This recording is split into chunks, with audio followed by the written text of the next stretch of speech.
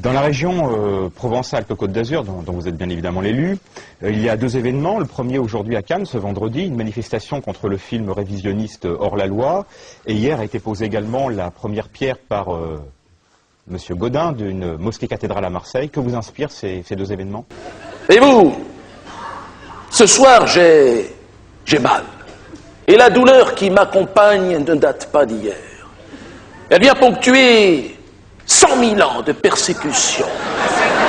100 000... Ne me parlez pas! Je vous ai dit de ne pas couper la parole. Ah, mais oui, mais c'est emmerdant.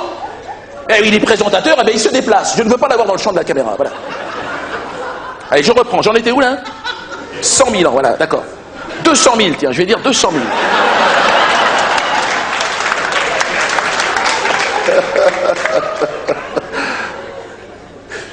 Vient ponctuer 200 000 ans de pogroms, de supplices, de larmes, de cris, de pleurs et de points de côté. L'inconcevable, l'inadmissible a pourtant une fois été franchi et à une heure de grande écoute. L'attentat atroce dont s'est rendu coupable notre ami Chocolat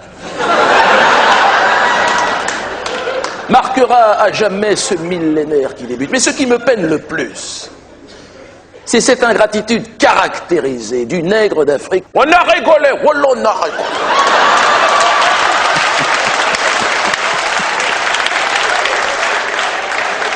À la maison, on rigolé. Les bébés, 2 mois, ils rigolent. Donc la grand-mère, elle parle pas les français, elle est montée sur la table, elle rigolait. Non. C'est un grand moment d'Athènes. Monsieur Diadona, c'est un grand humoriste. Voilà. Et c'est un bon musulman. Voilà. Non, je sais. Il dit qu'il n'est pas musulman. Mais il est musulman quand même. Et voilà. C'est un musulman athée. Et voilà. Comme l'autre Nardena Mok là, qui est juif athée, alors pourquoi il n'est pas musulman athée? Il y a aussi les bouddhistes athées, les tasses athées, tout le monde athée.